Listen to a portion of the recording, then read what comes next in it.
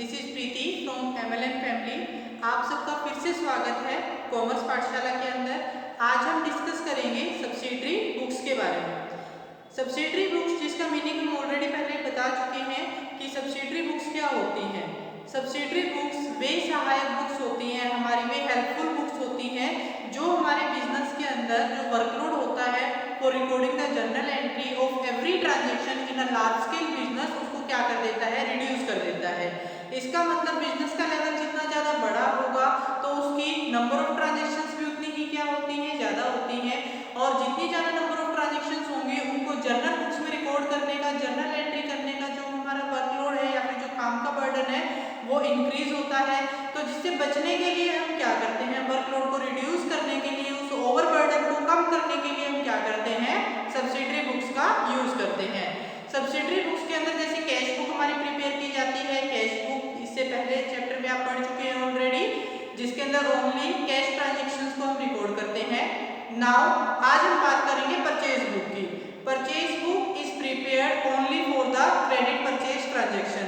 जो purchase book होगी हमारी परचेज बुक, उसके अंदर सिर्फ और सिर्फ जो क्रेडिट परचेज की क्या है ट्रांजैक्शंस है उसको हम क्या करेंगे, इंक्लूड करेंगे। तो जो क्रेडिट परचेज की ट्रांजैक्शंस को क्या करते हैं, रिकॉर्ड करते हैं, और उसको रिकॉर्ड करने के लिए हम कौन सी बुक बनाते हैं, परचेज बुक बनाते हैं। And this is the format of the purchase book. ये हमारी परचेज बुक का क्या है, फॉर्मेट है।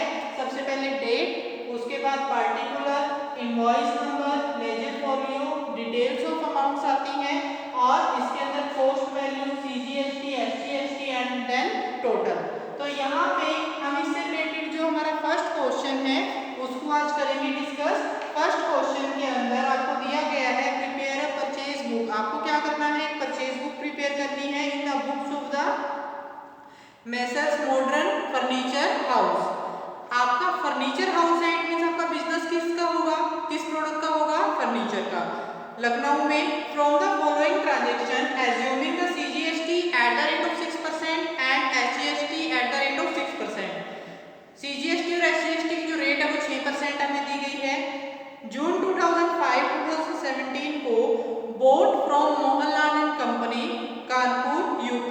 आपने मोहनलाल एंड कंपनी से क्या खरीदा है, 20 गोदरेज की चेयर आपने खरीदी है at the rate of 2000 each. हम यहाँ पर लिखेंगे जो ट्रांजैक्शन हमें रिकॉर्ड करनी है, आपका फर्नीचर का बिजनेस था और फर्नीचर के गुड्स अगर आप परचेज करते हैं तो it will be called a good for us. तो यहाँ पर जो गुड्स होगी हमारी सिर्फ उसी को रिकॉर्ड करेंगे। अगर कोई एसेट या ऑफिस यूज के लिए आपने कोई फर्नीचर खरीदा है तो उसको हम इसके अंदर रिकॉर्ड नहीं करेंगे। तो 5 जून 2017 को 5 जून 2017 को मोहनलाल एंड कंपनी से आपने खरीदा, तो यहाँ पर डेट डाल के आप उसका क्या लिखेंगे, नाम मोहन लाल एंड कंपनी। उसके बाद आप लिखेंगे कि 20 आपने गोदरेज की चेयर, 20 आपने गोदरेज की चेयर ली है at the rate of 2000 each and 5 आपने गोदरेज की टेबल ली है at the rate of 6000 each.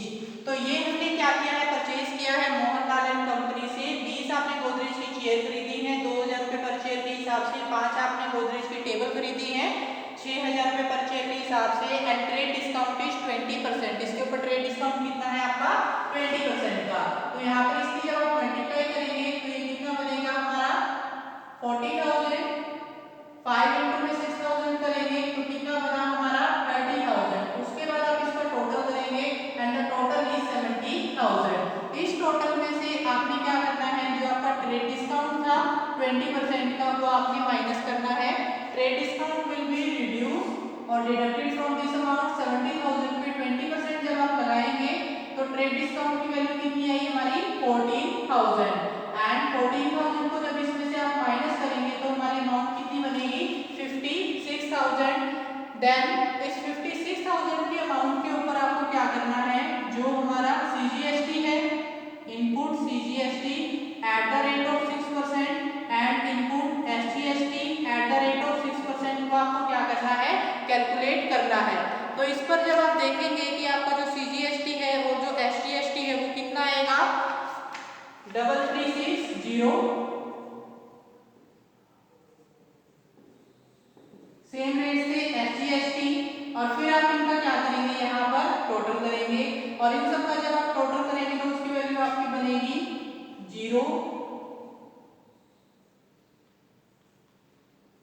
62,720 rupees की। ये करने के बाद आपको इन सब की वैल्यूज को अलग अलग शो करना है। कॉस्ट वैल्यू हमारी ट्रेड डिस्काउंट माइनस करने के बाद कितनी थी 56,000। जो इनपुट CGST था 3360, इनपुट SGST सेम, और उसके बाद इन सब का जो टोटल था हमारे पास वो कितना आया था 62,720 रुपीज का। तो ये थी हमारी पहली ट्रांजैक्शन जिसको हमने क्या किया है रिकॉर्ड किया है। After that the second transaction is 10 June को purchase from Bharat Bhushan and sons, Varanasi से आपने क्या किया है भारत भूषण एंड सन्स से आपने जो गुड्स है फर्नीचर है वो परचेज किया है। इसके अंदर आपने क्या परचेज किया, सबसे पहले हम डेट वाले कॉलम में डेट डालेंगे 10 जून, उसके बाद लिखोगे कि 5 आपने सबसे पहले नाम डालेंगे कि आपने किससे खरीदा है भारत भूषण एंड सन से, तो उसका नाम आ जाएगा आपका। उसके बाद आप यहाँ पर डालेंगे कि डिस्क्रिप्शन के अंदर 5 अलमीरा आपने खरीदी है, 5 अलमीरा at the rate of the 12,000 each. उसके बाद 2 आपने रिवॉल्विंग चेयर खरीदी है, रिवॉल्विंग चेयर जो घूमने वाली होती है 20,000 रुपीज पर चेयर के हिसाब से ये आपने क्या की है परचेज की है। अब यहाँ पर जब आप इसका टोटल करेंगे तो वो हमारा कितना बनेगा 12,000 पे 5 12 पे 60 यानी कि 60,000 का, उसके बाद 20 पे 2 यानी कि 40,000 का। तो इसका जब आपने टोटल किया तो वो वैल्यू हमारी कितनी आई है 1 लाख रुपए। अब इसमें से हम जो ट्रेड डिस्काउंट था उसको क्या करेंगे माइनस करेंगे, and the trade discount is at the rate of 10%। तो इसके ऊपर जब आपने ट्रेड डिस्काउंट माइनस किया 10% की रेट से 10,000 हमारा बना, तो वैल्यू कितनी बची हमारी 90,000 की। अब इस 90,000 के ऊपर आपको क्या ऐड करना है CGST at the rate of 6%, same SGST at the rate of 6%। जब आप इसके ऊपर CGST और SGST जो निकालेंगे तो वो वैल्यू हमारी कितनी बनेगी 6% के हिसाब से इसका आएगा 5,400, और उसके बाद इन सब का टोटल, इन सब का जब आप टोटल करेंगे तो वो कितना बनेगा हमारे पास 1,08,000 रुपए।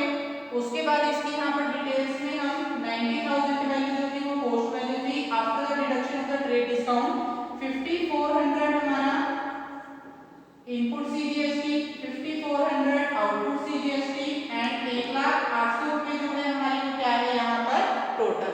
After that the next transaction is purchase from Surya trader. आपने सूर्या ट्रेडर से क्या किया है परचेज किया है फ्रॉम लखनऊ। सूर्या ट्रेडर से आपने क्या परचेज किया है 80 डेस्क आपने खरीदे हैं, तो यहाँ पर 14 जून हम डेट लिखेंगे, नाम लिखेंगे जिससे हमने खरीदा है सूर्या ट्रेडर। यहाँ पे हमने इसको अंडरलाइन कर दिया ताकि हर ट्रेडर का जो नाम है वो हमें क्लियर कट जो है वो यहाँ पर शो हो जाए। उसके बाद है 80 डेस्क आपने खरीदे हैं 2,500 के हिसाब से, 80 desk at the rate of 2,500 each. उसके बाद 10 आपने सोफा सेट खरीदे हैं at the rate of 20,000 each के हिसाब से, और जब आप इसकी मल्टीप्लाई करेंगे तो इसकी वैल्यू कितनी बनेगी हमारी 2 लाख। सेम तरीके से यहाँ पर मल्टीप्लाई वैल्यू सोफा सेट की भी हमारी 2 लाख, और इनका टोटल आपने किया तो कितना आया हमारा 4 लाख रुपीज का, एंड ट्रेड डिस्काउंट इज 15%। इसके ऊपर भी आपको जो ट्रेड डिस्काउंट है at the rate of the 15% वो आपको माइनस करना है। 40,000 का 15% जब आप माइनस करेंगे तो 60,000 हमारे पास आएगा 60,000, और उसको माइनस करने के बाद यहाँ पर कितना बचा हमारे पास 3,40,000। 3,40,000 पे अब आपने क्या करना है input CGST at the rate of 6%, same SGST at the rate of 6% आपको कैलकुलेट करना है। तो यहाँ पर जो आप CGST निकालेंगे SGST निकालेंगे 6% के हिसाब हिसाब से वैल्यू बनेगी हमारी